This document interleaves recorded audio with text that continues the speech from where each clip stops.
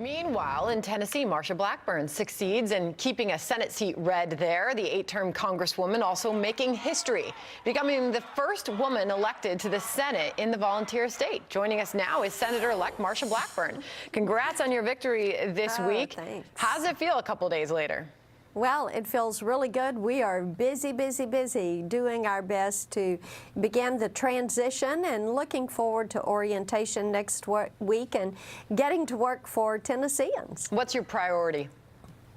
And priority is to take those Tennessee values to Washington and put them to work on the issues that they've talked about repeatedly, making certain that we keep the tax cuts, regulation low, securing our communities. And Sandra, I will tell you today, as we hear about the shooting at Borderline and those college students that were there, you realize why security of our communities is so vitally important to moms and to families, to all of us. You bring up the shooting.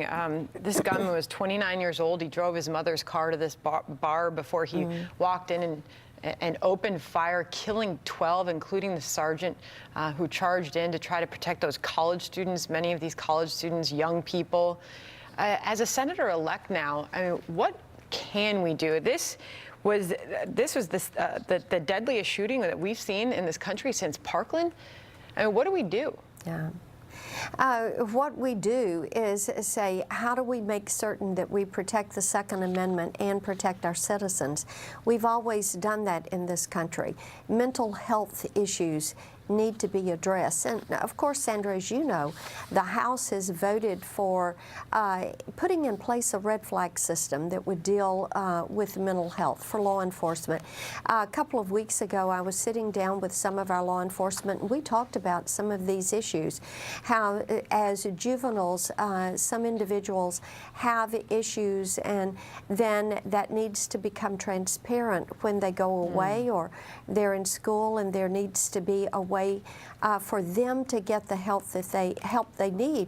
No one wants an individual who is a danger to themselves or others to have a firearm, and what you do want is to make certain that they are receiving the help. I mean, this is just absolutely heartbreaking. And of course, with it being a country bar, the minute I got up and turned on the TV this morning, we were hearing things about this shooting. And for these parents, for the victims, my heart, my thoughts, my prayers are with each and every one of them, and with all of these that have been affected.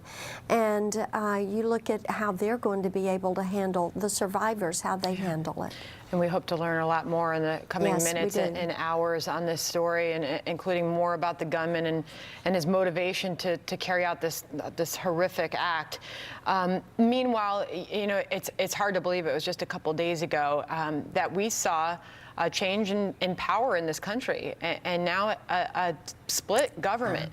And Democrats now control the House, and there's big questions over what they will make priority now that they have control there. And Mitch McConnell came on Fox News Channel yesterday, and he sort of issued a warning to Democrats as to how to proceed. Watch. What I was talking about in my press conference was in the late 90s, we had control. We impeached Bill Clinton. His approval rating went up and ours went down. And so my suggestion to the new Democratic majority in the House is the business of presidential harassment might not work out too well for you politically. He was following up from a news conference that he held earlier in the day, warning Democrats against harassment of the president. What did you think? I think that what he is really getting to is kind of the heart of the matter from the campaign. People want to see us address the issues that affect them. And Sandra, I will tell you, over and over, we heard them say this election cycle is about them, the people.